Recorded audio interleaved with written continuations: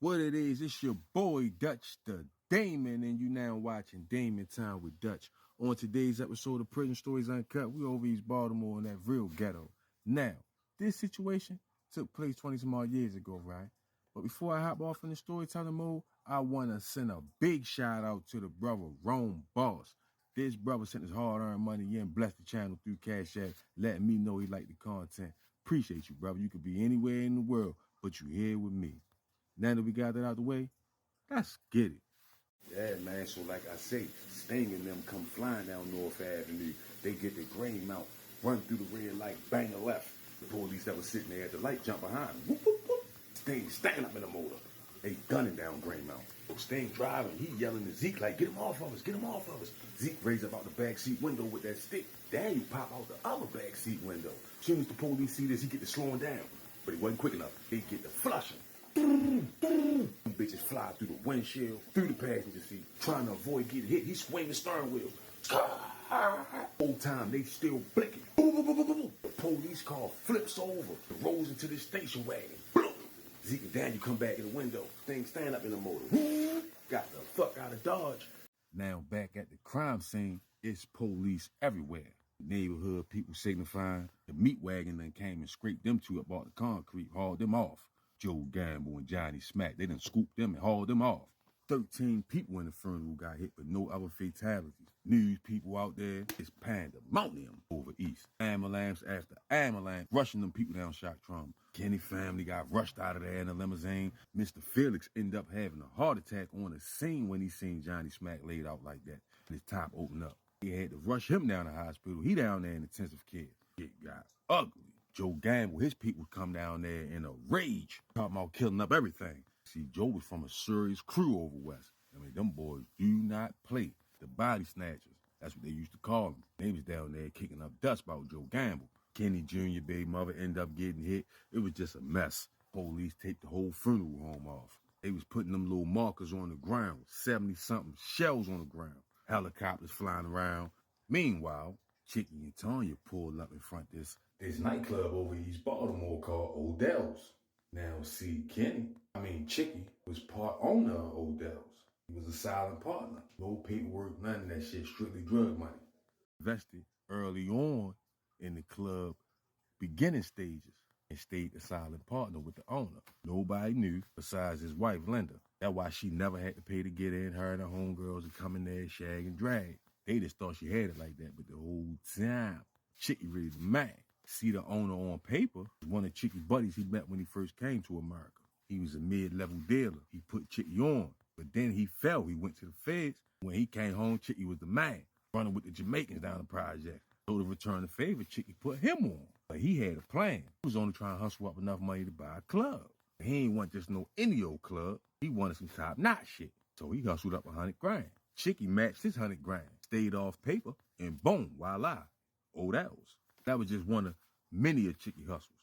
But anyway, Chicky tells Linda to get his keys out the bag. She go in the bag, grab his keys. He picks out the keys for the club, give them to her. She goes and opens up the club door, help him out the car, wheel him in. They go in, lock the door. We get to asking him, like, where the light switch? He tell her, fuck all that, we going in the basement. She help him up out the chair, and with his arm over her shoulder, help him down the basement steps. When they finally reached the bottom of the basement steps, Linda couldn't believe her eyes.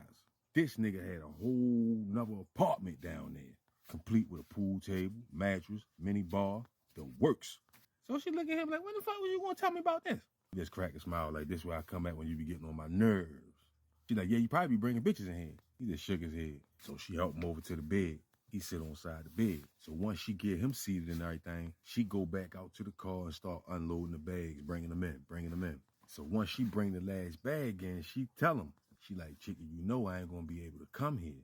They're gonna be watching me, following me around, hoping I bring them to you. So we're gonna have to make plans to get out of Baltimore. He tell her like, all right, me know that. But right now, too much to take care of. A lot on my plate. I need to talk to my brothers. I can't contact them from this number, so I need you to relay a message. I'm gonna be laying low for a while, but I need them to stand on that business. With that being said, he tell Tanya, like, pass me that bag right there. She hand him the bag. He go in the bag, whip out a big ass stack of money, get the counting up. Tell her like, look, that's 20 bands right there. Take care of my son, and make sure you look out for your mother for taking care of him while we going through this. She get to crying and shaking her head because she really ain't want to leave. But in the back of her mind, she knew staying there was just making him hot. But they would use her to get to him. So she kissed him on the forehead, told him how much she loved him. He did the same and told her to make sure she locked the club up on her way out. She gave him one last tongue kiss and was out the door like a thief in the night. Meanwhile, down in the intensive care unit, Mr. Felix laid out in the hospital bed with his wife Francine by his side. She in tears, holding his hand. He was conscious, but he was weak. He had survived his heart attack. Tears was rolling down his face as he just lay there thinking about Johnny. Him and Johnny Smack went way back, and to see him laid out like that with his brains missing was just unbearable. To see one of your best friends in the world in that condition sent him into a cardiac arrest. So he was telling his wife, don't cry. He all right. While he telling her this, Fat Cat walks in the hospital room. He greets Miss Francine. She know him well. When Mr. Felix see him, he whispered to Francine, baby, let me talk to Cat for a minute. Go on and get you something to drink or something. And she knew that was her cue to let them talk. So she kissed him on the forehead, got up, went down to the cafeteria. Fat Cat walked in and sat in her chair where she was sitting at next to the bed. Felix asked him, what it's looking like? Fat Cat like, man, shit went sour on. My little man got killed. Kind of find out his wife was a Baltimore County police officer. He was in the house. He wasn't. We thought he was in there because his truck was out front, you feel me? Wasn't in there. She ended up shooting my little man. Only thing we could do was snatch the little girl. So when he said that, Mr. Felix like, y'all got the little girl? He like, yeah, we got her in the safe house. And Mr. Felix laid back, cracked a smile. You tell Fat Cat, check this out. Them motherfuckers killed my partner. I'm the only one left. And I'm gonna be the last man standing. I'm up in the ante. It's $100K on each one of them nappy head motherfuckers, man. Get it done. And he say that, Fat Cat eyes get as big as golf balls.